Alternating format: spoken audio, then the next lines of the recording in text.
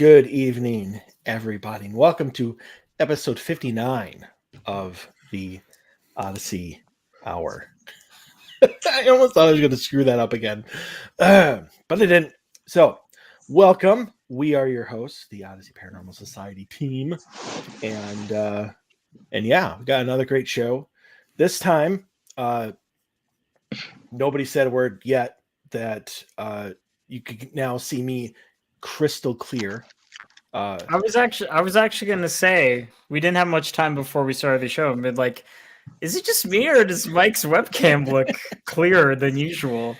Right. So I thought for probably a couple weeks at least that the problem with the webcam that I was using was the Wi-Fi, and it just StreamYard just wasn't using it properly, or whatever. And so then, in order to, I guess, try and get around that on the Odyssey files on Monday, I switched over to my laptop cam instead of the HD cam that I've been using for the last couple years. It never had a problem. So it wasn't the Wi-Fi, it was the actual camera. So while we were basically why I should have been paying attention to whatever Lauren and Dave were talking about, I was on Amazon ordering a 4K webcam to be delivered today, and here we are. So to everybody watching, you're welcome.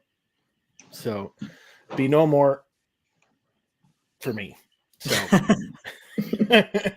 sorry about that. You'll just get the regular faces that I make as we go through the show. So big day tomorrow, March 3rd, meaning it is our first public evidence presentation in over a year, little over a year. I think it was it last February or was it February 2019? It was 2019, 2 years, because Lauren wasn't there for that and she was on the team in 2021. That's 3 years. 3 years. I'm sorry. Yeah, pre-pandemic. It was pre-pandemic barely, because I think we did it in February of 2020, and then the pandemic hit in March. So, okay. Yeah, it was pretty much yes. Thank you, Pam. Pam remembers. I'll get it right eventually. You just got to give me some time here. But very, very excited. This is going to be a little bit different. Pam, you'll probably hear some of the same evidence that you heard at the last one, because it's just so good.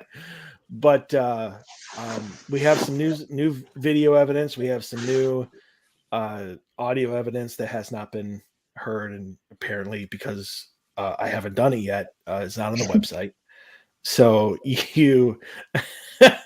yeah, my fault, 100%. I take full responsibility for that. I'll work on it, but we're gonna.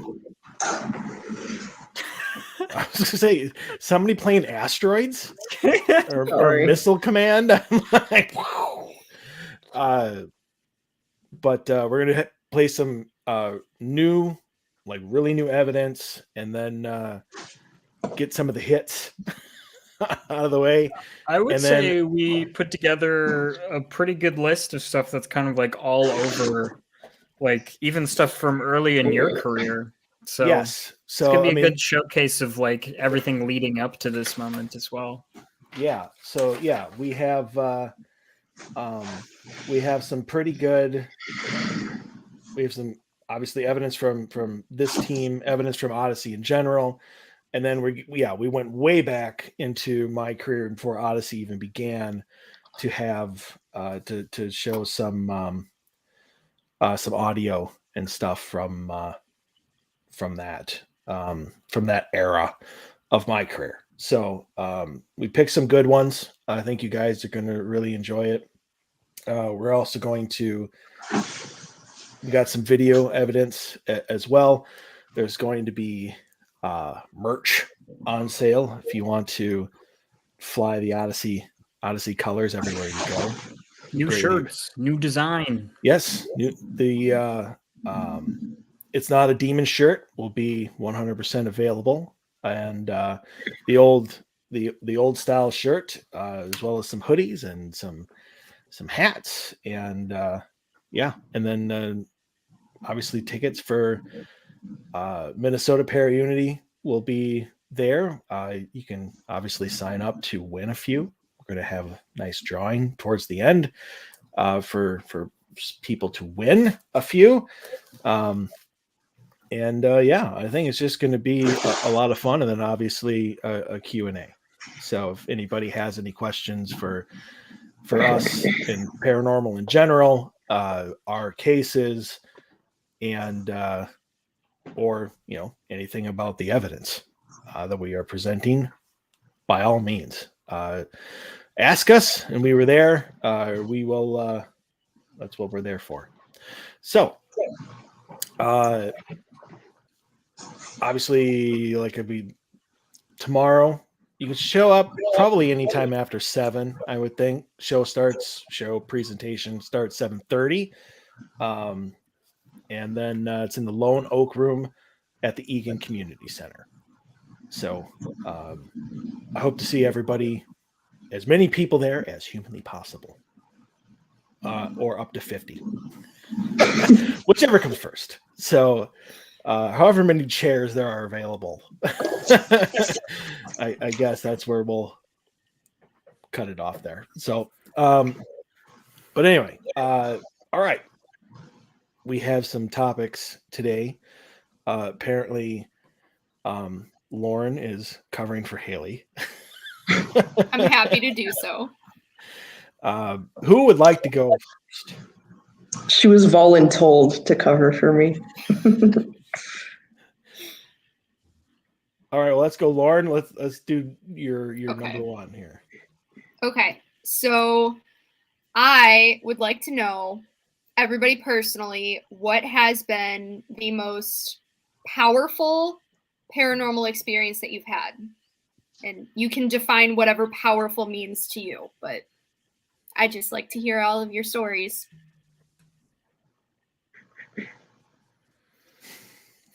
As we think. I mean, sorry, Mike, did you want No, go ahead. I just figured since you were all thinking that I would just go ahead. But if you got yours, Haley, it's all you.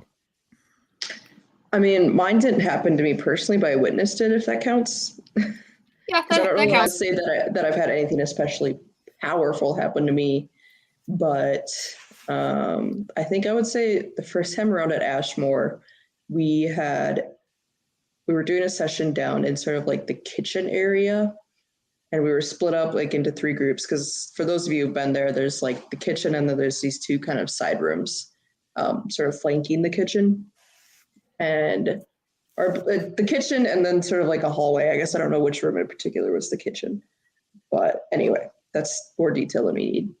And we had a guest there he was a very kind of just quiet, minded his own business the whole time, but he was very, very drawn in by some sort of spirit that was in the room with him. He was sitting alone. And I don't remember there was some powerful experience happening. I believe Ken was with us, and he was talking to, I don't remember what the name of the little girl is that died there, but he was sort of making a connection with her.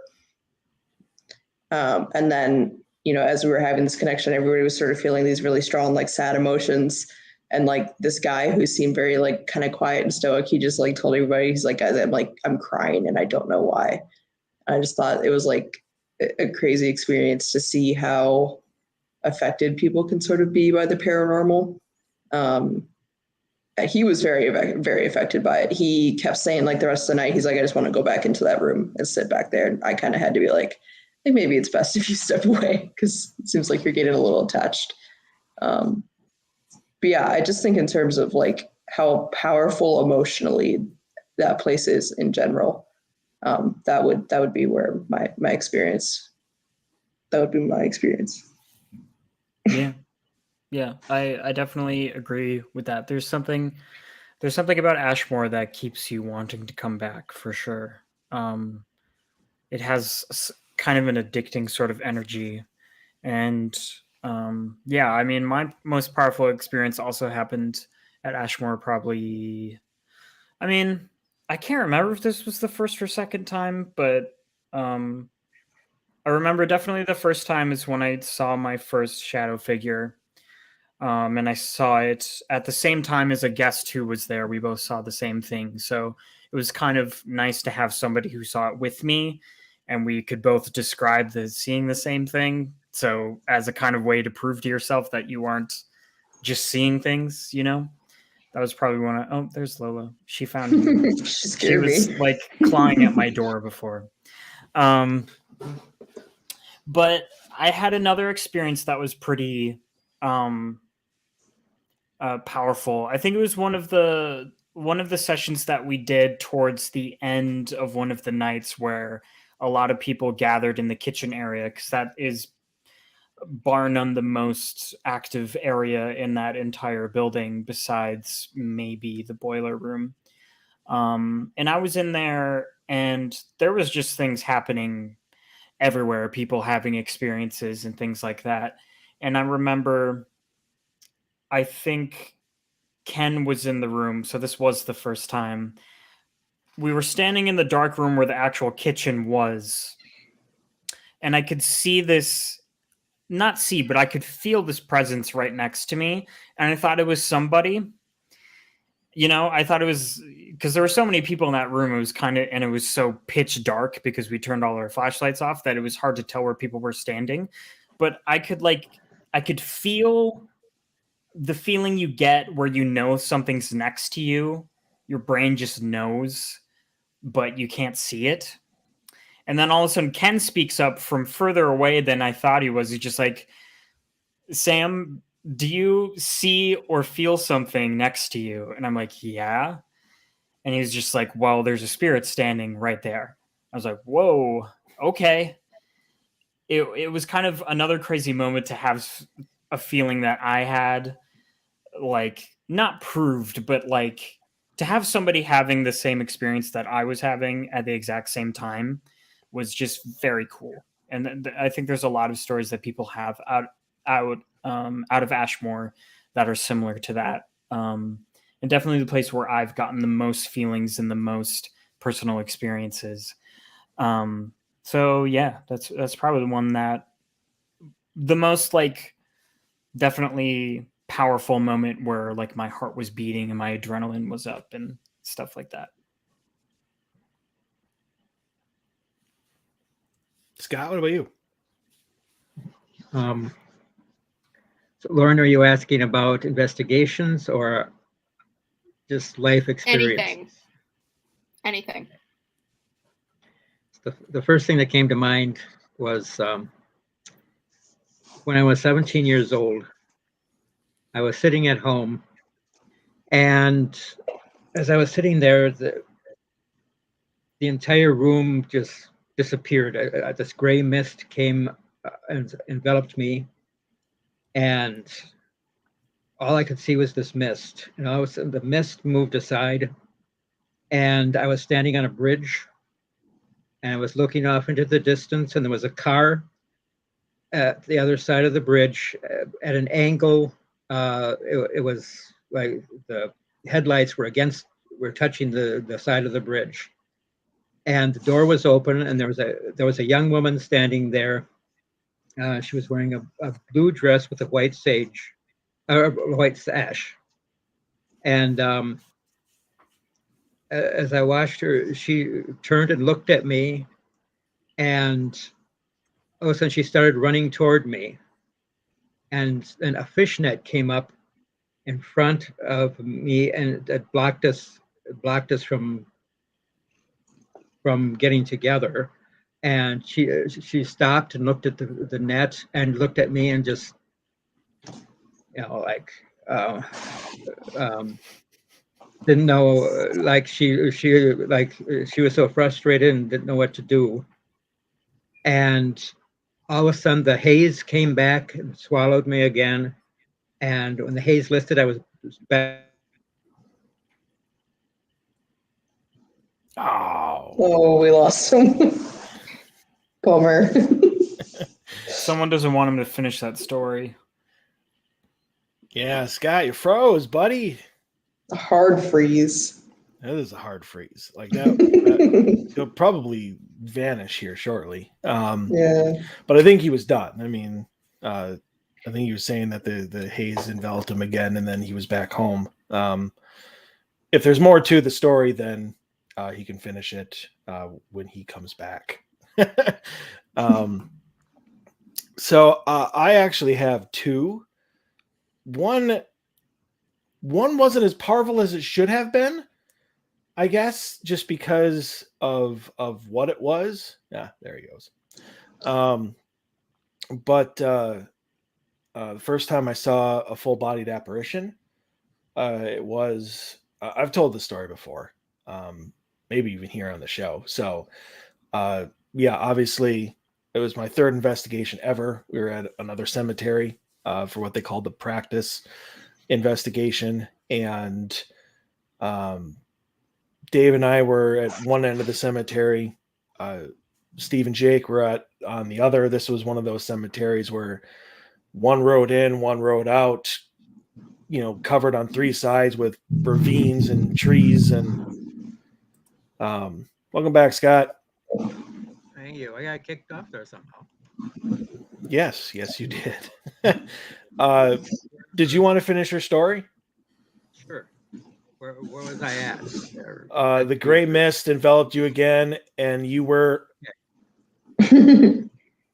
Okay. So, you didn't hear me talk about the seance? Nope. Two Wow, weeks you after talked that, I for- saw that. Yeah, before I realized. 2 weeks after that, I saw that vision. I was with a group of friends. We decided to have a seance, and my friend Paul, all he said was, "I want to contact my cousin." And nothing happened during the seance, but that vision I saw came back to me.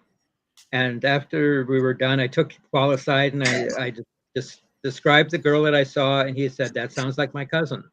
And I described what she was wearing, and he said, "Yeah, that's the dress she got for her high school graduation."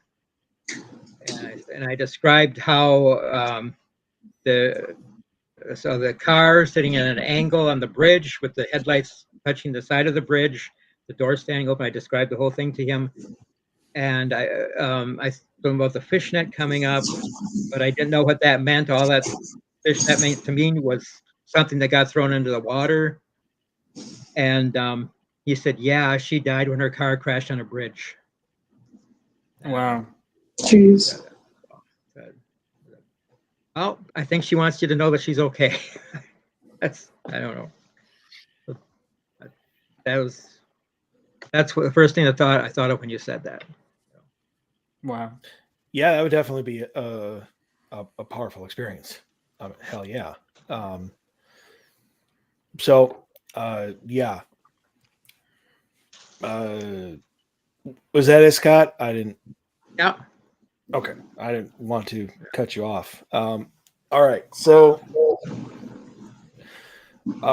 yeah, anyway, saw a full body apparition. Just end that story there. The one that I haven't talked about, and this actually this is a confidential and kind of location, so I can't actually say where it was. Just call it the farm, and everybody here knows what the farm is.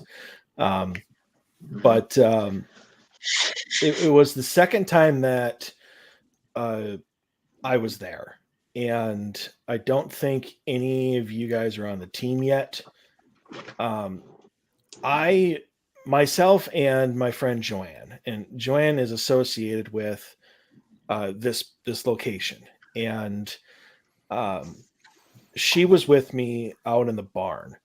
Now, the first time that we were there, one of my investigators, Emma, I don't know if it was an attack or something, but she got so nauseated that she literally like walked out of the barn and vomited.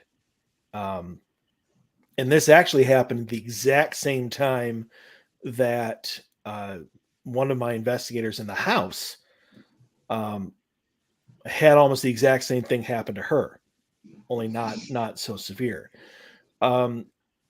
So, I mean, it was kind of told that there were two hands, two helping hands.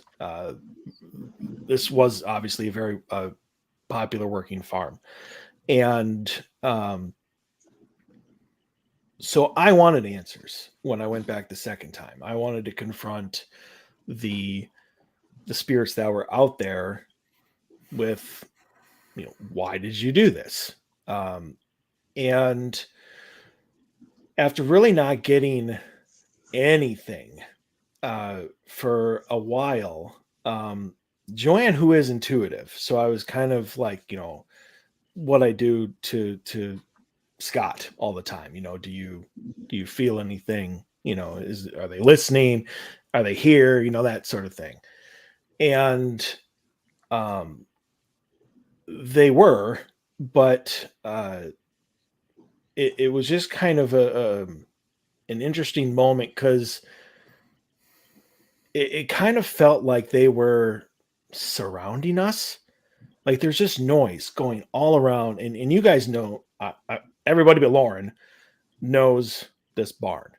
And very, very well upkept, very well made.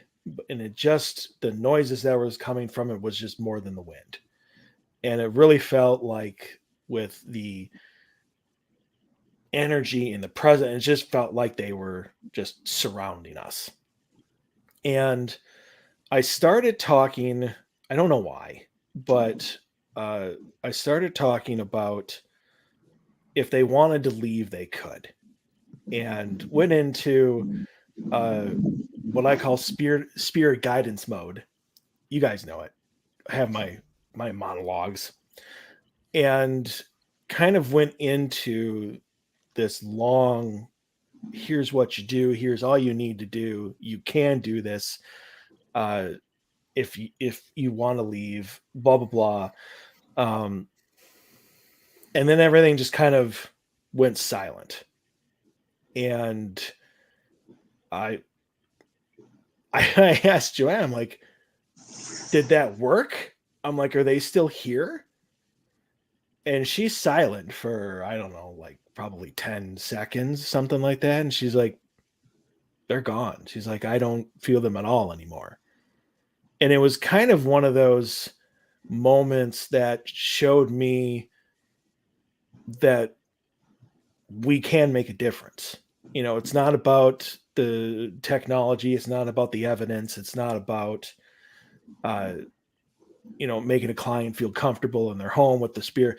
Like, we could literally make a difference when it comes to the spirits. And if they wanted to move on, that they actually could, and that we could help them do that.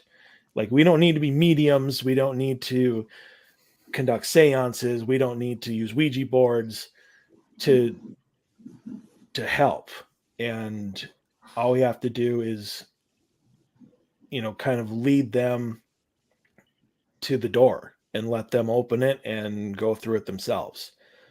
And so, yeah, so I just, that was kind of a eye-opening moment for me, because I honestly didn't think that would work.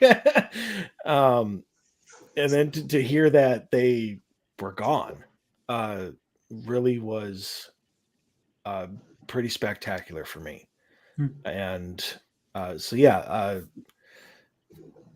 full-bodied apparition, really cool. Got really excited. For whatever reason, just does not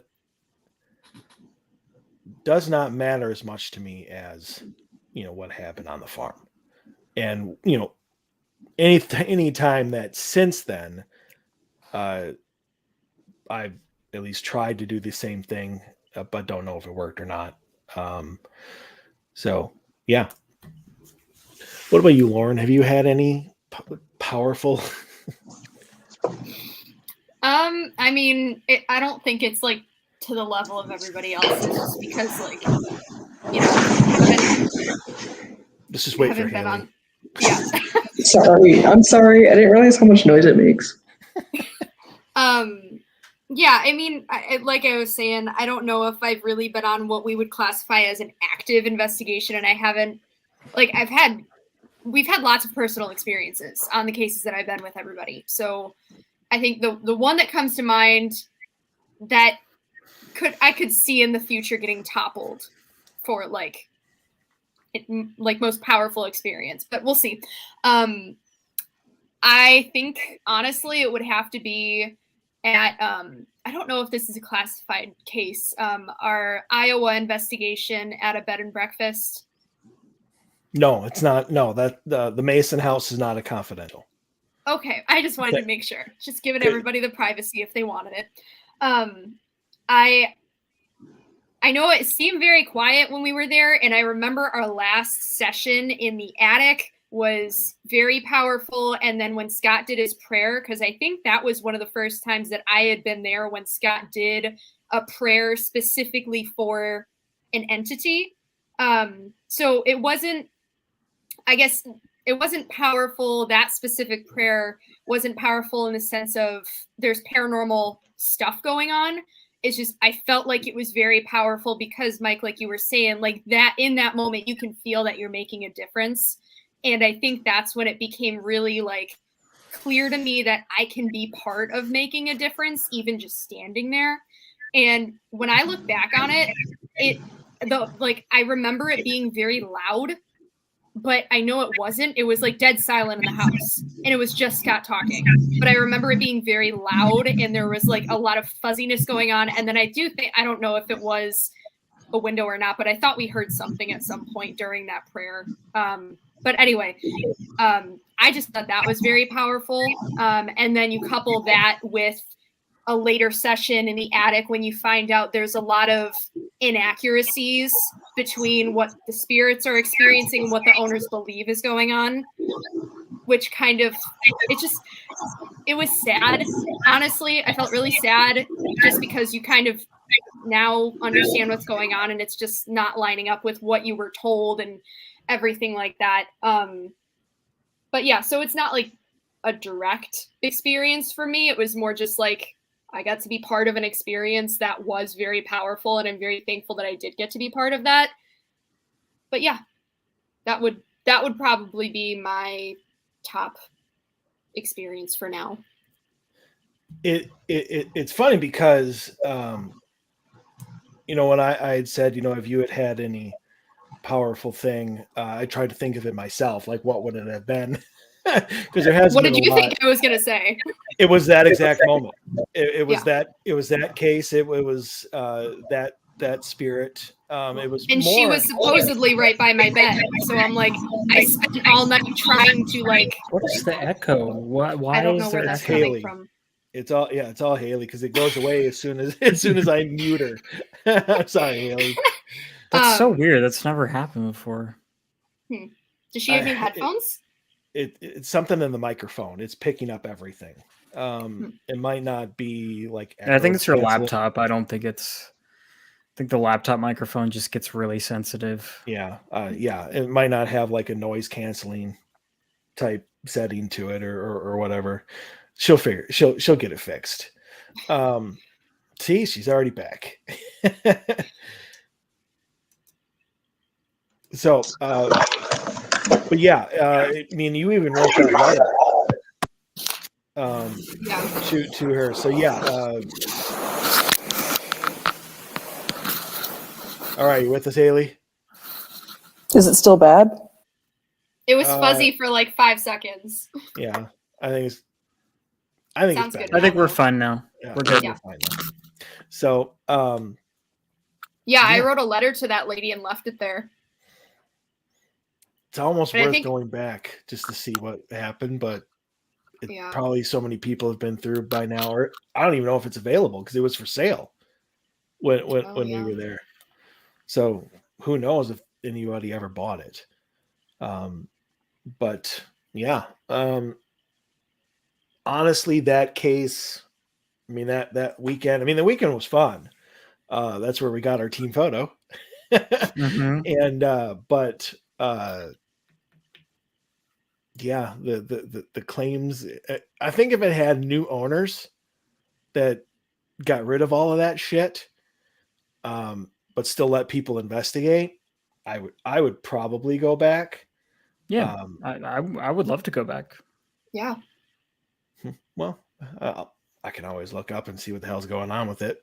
Yeah, I thought it but- was a cool area. Davenport, not Bentonsport. I would call it Davenport. Why do I always call it Davenport? Bentonsport, Iowa is a cool little historic village, and Yeah. the building was cool as hell. It was just, yeah, it was way overhyped. Mhm. Yeah. And so many stories, and the owners believed every one of them. Yeah, no sense of debunking anything. No, in fact, yeah, as Scott was looking forward to seeing Bluebeard, Bluebeard's head floating by his bed. Yes, didn't the happen. floating severed head. You Uh, always know it's going to be a fun investigation when one of the claims is a severed head that floats. if only I could get more cases that have severed heads that would float. That's like, oh, we're getting in some Scooby-Doo shit now. Where's the projector? Yeah, where's the projector? All right, who wants to take the next topic? I think, Mike, you should give yours. You want to do mine? All right, that's fine. All right, Men in Black. Do you think that they are Good movie. real? Well, I'm not talking about the movie. You are correct, but I'm not talking about the movie. Do you think that they are real? And if so, are they a government agency, filled with humans? Are they aliens in human skin, so to speak? Camouflage. Like, what is your take on the Men in Black? Not the movie.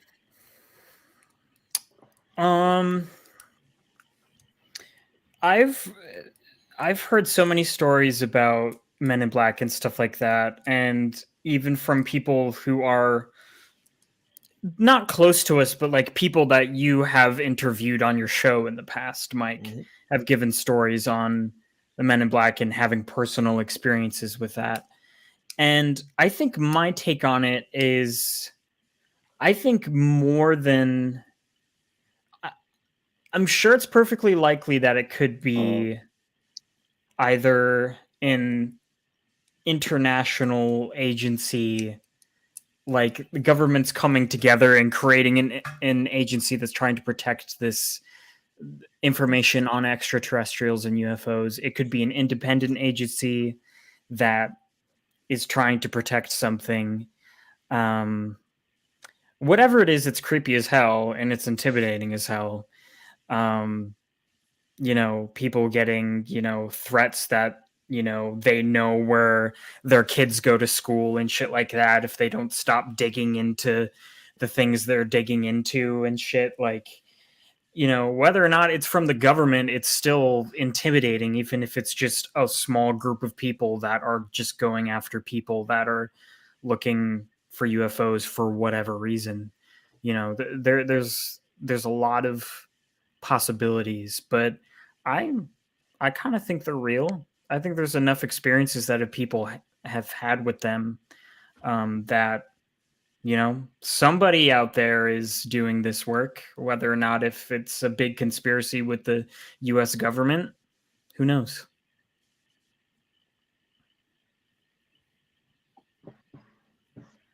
I don't know if I've been living under a rock, but I don't know anything about the Men in Black. So Really? yeah, Wow. Like, you don't even know beyond the movie who they are, or you just I really haven't don't- even seen the movie. Wow. Holy Mother of God.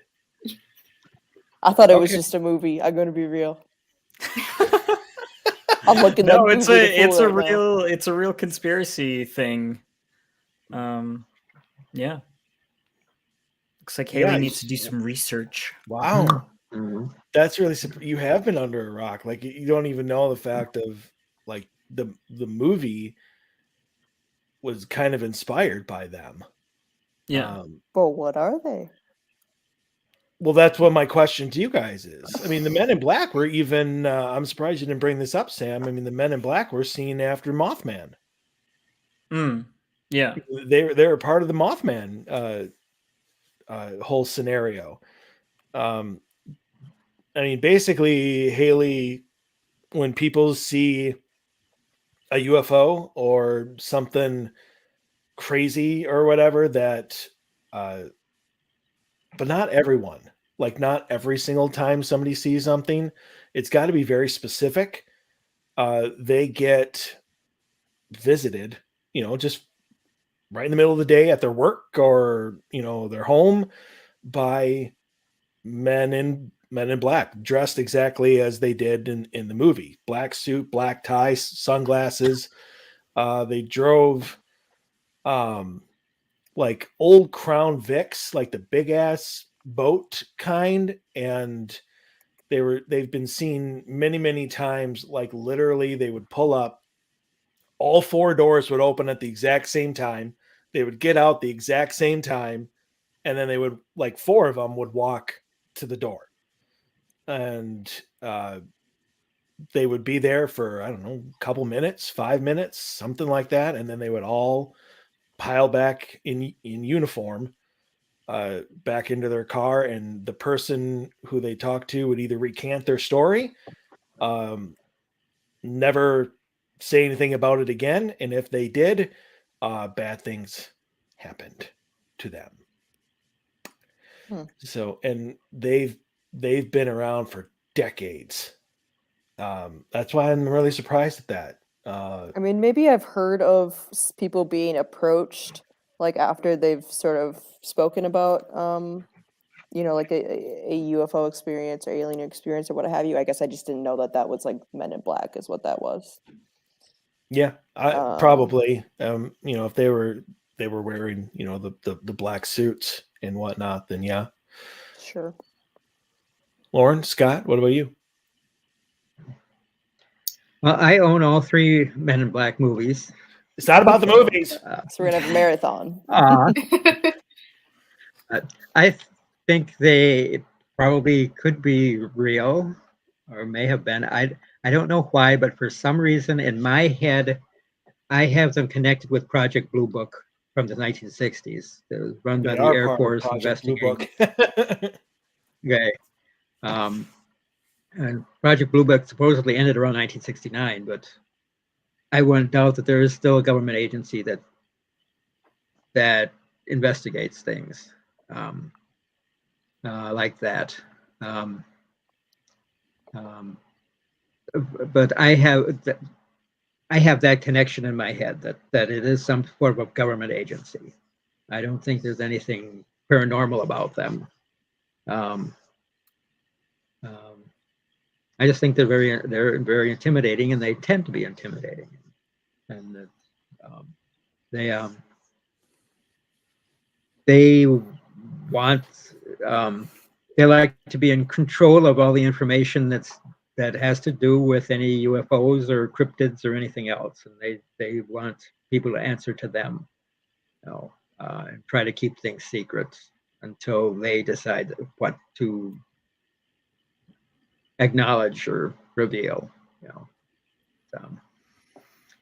But yeah, it doesn't surprise me if they do exist. Yeah. Yeah, that about sums up my thoughts too. I guess I haven't really put much thought into them. I know what they are, like, briefly. I don't know like a bunch of stories, but I know like most of them are like, okay, you're approached after you see something that you probably shouldn't have as deemed by the government, and they just try to keep you quiet, kind of thing, through intimidation and threats and everything like that.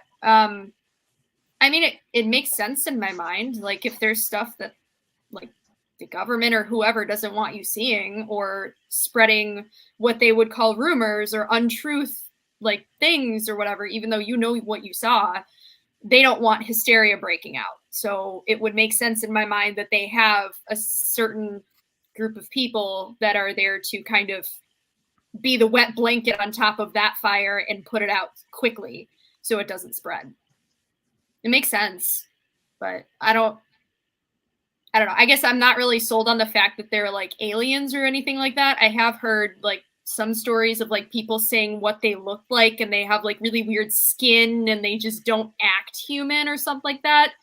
I don't know. I mean, anything's a possibility. I don't know, but it's interesting. It's definitely a really interesting topic. And if they're real, that's very brave of the people that have had contact with them to talk about their experience with them, because I would assume they don't want people talking about their experiences with them either.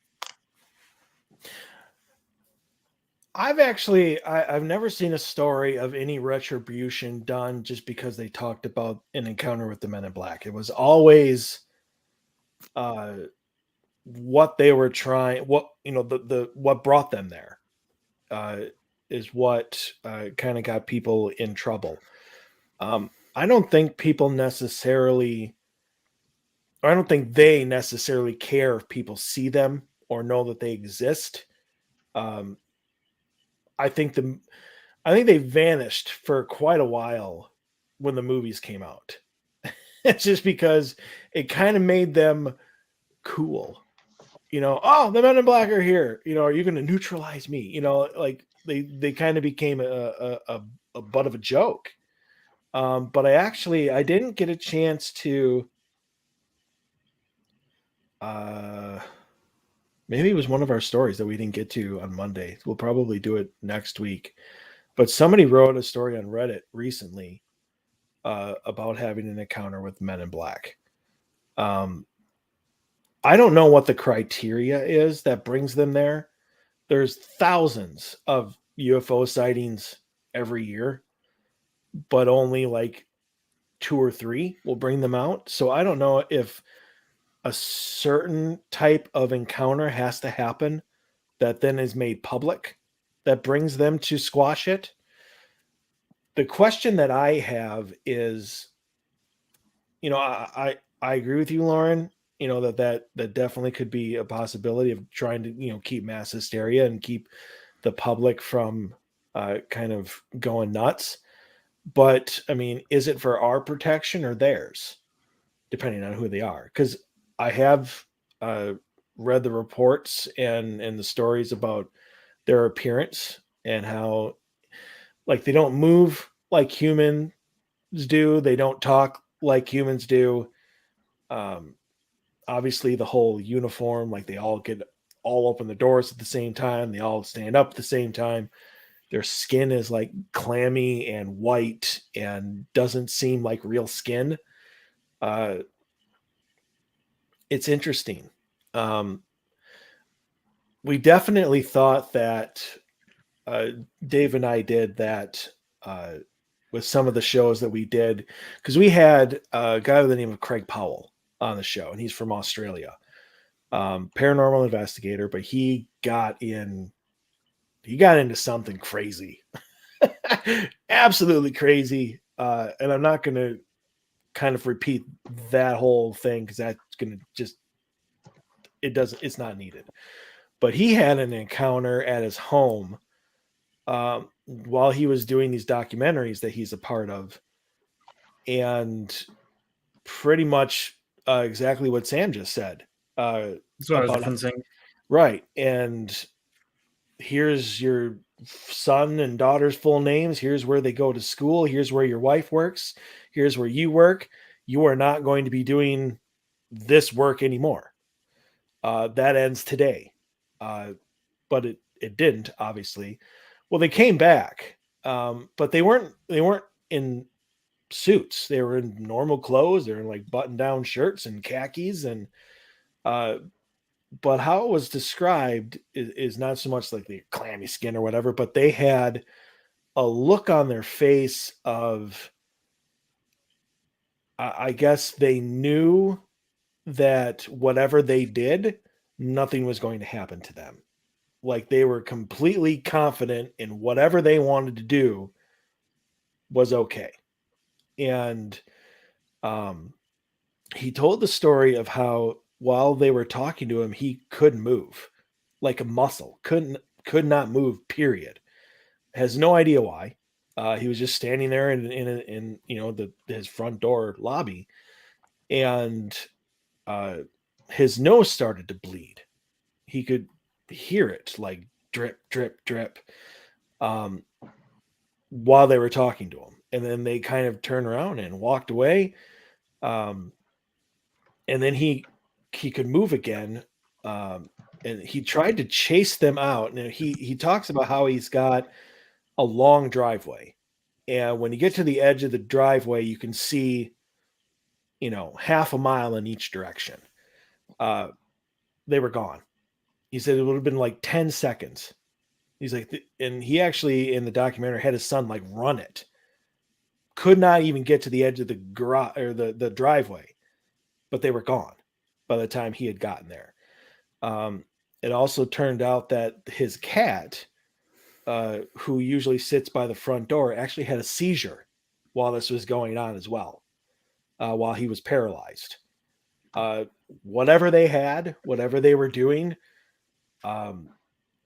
affected the both of them, but not them. So there's just a lot of really crazy ass things that these people do. And I don't know if because of the whole Men in Black movies that they're just like, there's no point in wearing black suits anymore because they're just gonna laugh at us. So maybe they've just turned over to regular clothes now. It's an interesting time. I definitely think that they exist. I'm wondering if it's more of a coalition of government agency, like normal human beings, military, and alien people going out there together to try and, whether it's to hide the stuff from the public for our safety or whatever they're working on for theirs, I have no idea. And that is above my pay grade. Yeah, I think one of the theories is that obviously some people believe, after Roswell and a lot of famous like UFO crashing sites or whatever, that the government is, developing alien-like technology and is testing it for military purposes. And I think one of the theories is that the Men in Black are trying to put down these UFO sightings that are relating to that technology. So the fact that the top secret technology is being developed doesn't reach the public eye or something like that. So I would definitely subscribe to that theory if it's something that the government wants to protect that badly. But yeah, I don't know. Obviously, nobody knows. So Yet. Mike, Nobody knows yet. yeah, Mike, you mentioned that sometimes they go to some cases, but not others. Isn't it usually like if there's a crash or a landing that they go out, not just a sighting, but if people are claiming that they have some piece of a UFO that they found someplace, that's when they show up, or am I making that up? I don't think you're making it up, but I don't think it's so much that they have like a piece of the craft or whatever. But I think you're probably pretty correct. I think it's like the more intense encounters. Like it's not just a sighting. Like, oh, I have video of lights in the sky. I think it's this craft landed at this place. They abducted me. This is what happened, blah, blah, blah. And then they somehow show up and they're like, you need to shut up about this. So, yeah, I honestly don't know. I can't remember. I probably over in my research there, because we did an entire show on Men in Black. They might actually have that answer, but it was a while ago, so I don't remember. But yeah. All right. Next topic, unless somebody's got something to add, which I don't think they do. Sam, no topic for you? no. All right, Lauren, part 2. Okay. Actually, Unless I you have have one, Um, Scott. Oh, you have one. Let's do Yeah, Scott. let Scott go. Yeah. Okay. I bought a book today. It's part of a whole program of books and lectures and everything. It's called A Course in Miracles. And my question is, what do you think about miracles? Do you think miracles happen? Do you think that they're just wishful thinking? Do you think that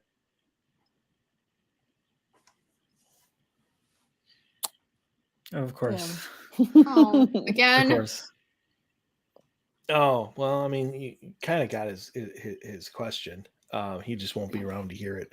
I guess not. You can watch the replay. All right, miracles. Do you believe? Oh, he's back. Hello.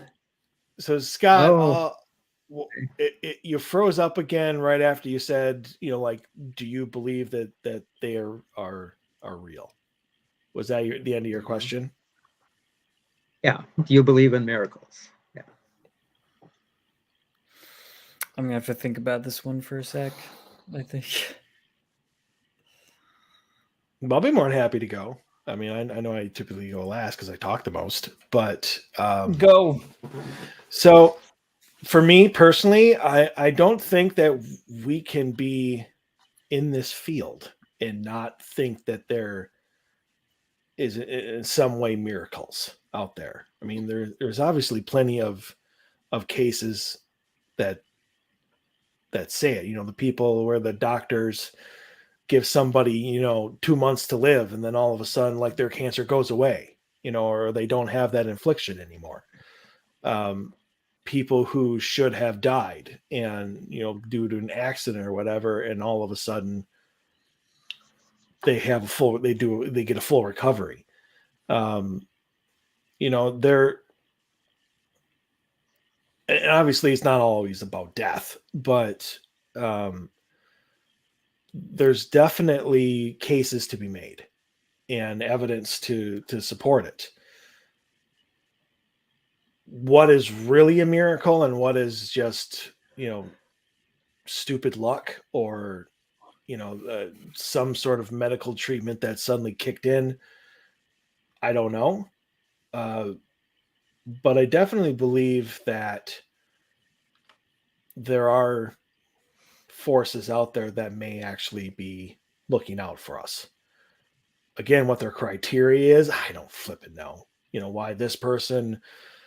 Why subject A gets this miracle, but subject B dies like normal, or doesn't get one. Who's deserving, who isn't. I don't know how that comes about, nor should I, period. But I think they exist. I'd like a few, but chances are I'm not qualified. That's it. That was my answer. Sam looks like he's pondering something. Well, then you go, Lauren. Okay, I No, can go. I have my answer ready. Yeah, I want to hear what Sam has to say. Yeah, I was just thinking about, like, what, I guess, what are we qualifying as a miracle? Like, I don't know. I think of, like, are the things we call miracles just things we've yet to understand, and maybe sometime in the future we will understand. Maybe we will discover the fact that, some cancers can cure themselves in really rare instances and discover the gene that is responsible for that or something. I don't really know. I guess I'm not the kind of person that believes in fate or a higher power or energy that controls things. I'm more of a believer in, like, just kind of chaos, really. You don't believe in the Force? No, I don't. I Oh. don't believe in the Force. Sorry. Sorry if that disappointed you. That's too bad. So yeah, I mean, I know weird shit like that happens, and people have stories that prove it, you know, and it just makes me wonder if it's just things we don't understand yet, you know, and maybe we will come to understand them. So I guess I don't really believe in miracles. Okay. I think I mm, I hate when I open my mouth and start talking because then I have to like try to use my words. I think that I maybe believe in them, but not in the sense that there's some higher power or someone out there controlling when it's happening. I don't think that, like, I don't know. I think it is a miracle that someone's cancer can be cured when they're told they have like a month to live. But do I think that, a god or whatever it might have you decided to make that miracle happen? No. I think that there can be miracles in medicine, but I think that there's always going to be some sort of cause and effect behind it. So maybe they had that certain gene, like Sam said, or other types of miracles. I think about the case with I believe her name is Jamie Kloss, that girl who was missing several years ago, and who just happened to get really, really, really freaking lucky and ran away when the guy who kidnapped her, happened. I don't remember what exactly happened with that, and she happened to find someone in the street. Like, that's a miracle. But do I think that someone decided to make that a miracle? Do I think God decided to like let her live and not someone else who's kidnapped? No, I just think there was a cause and effect behind that.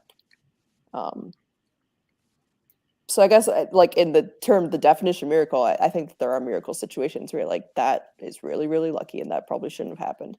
But I don't think that someone decides it should happen, I guess, is where I'm at. So I think I'd be more with Sam. Like, I don't necessarily say that I agree that miracles are real.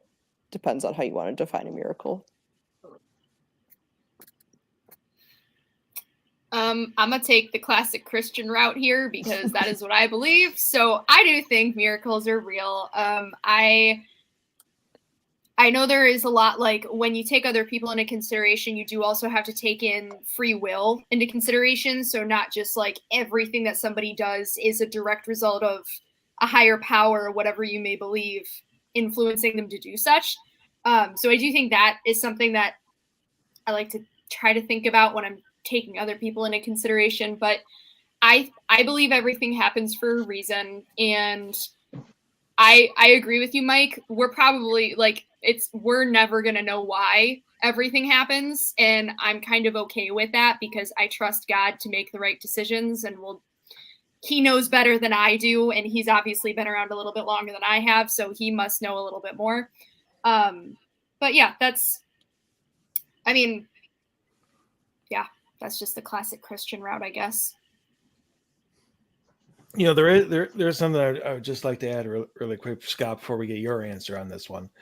It's something that you just said, Lauren, about how we may never, know the answers and stuff like that.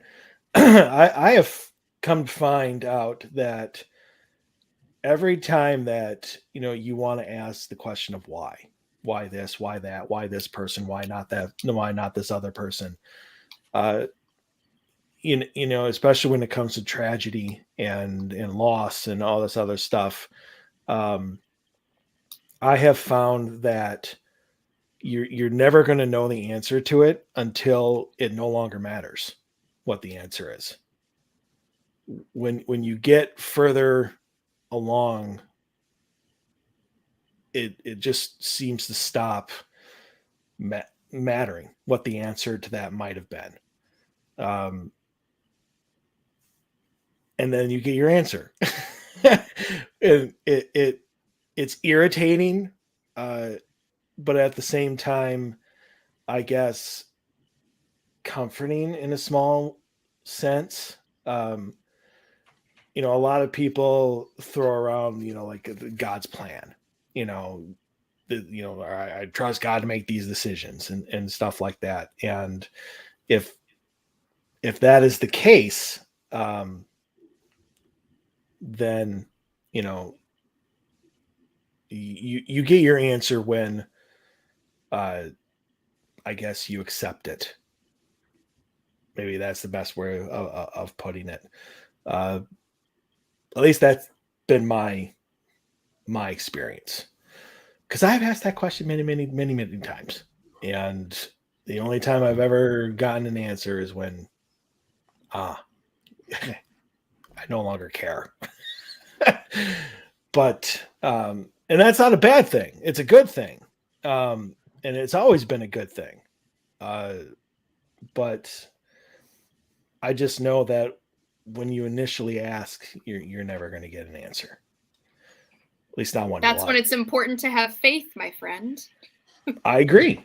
And faith that the answer is out there and it will present itself at the correct time. Yeah, that's pretty much it. And that's why I, for the most part, have stopped asking. Once you accept it and you go along with whatever is in store for you, you stop worrying about a whole lot. But Scott, what about you? Miracles. I believe that miracles are possible. I think some of the things that we can look at as miracles aren't, and some things that we don't see as miracles are. Sometimes I think we use the term too loosely. There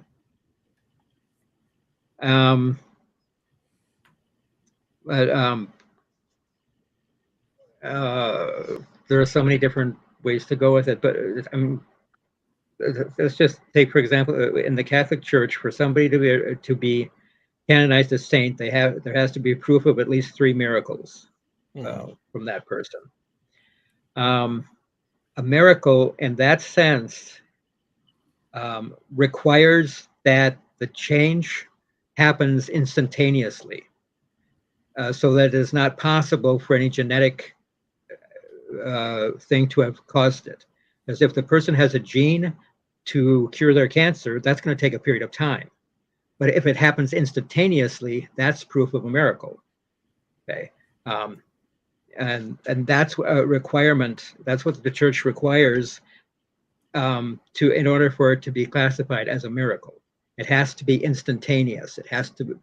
There has to be no possible explanation other than that it was caused by something other than nature. There's no natural cause. I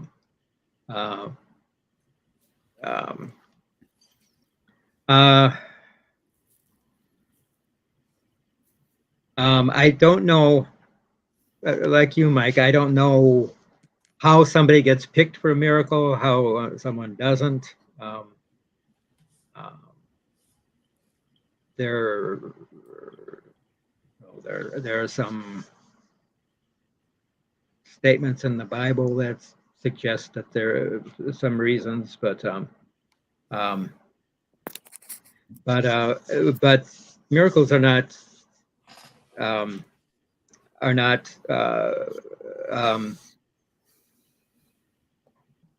relegated just to Christians or to Catholics or to every religion, every faith system, every spiritual system, even those who have no faith, agnostics and atheists can experience miracles. They're not limited to any specific group of people. There are stories about. There's a story that existed 500 years before Jesus, of Buddha walking on water.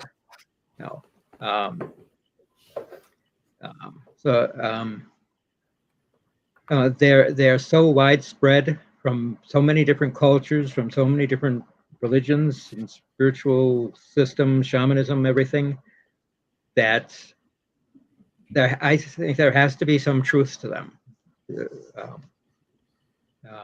And back in centuries ago, anything that happened looked like a miracle. But today we have scientific. If it has to meet scientific evidence that proves that it could not have happened by scientific or medical means. So that's my answer. And an excellent answer indeed. Okay. So, does anybody have anything more to add? Nope. No. Okay. No.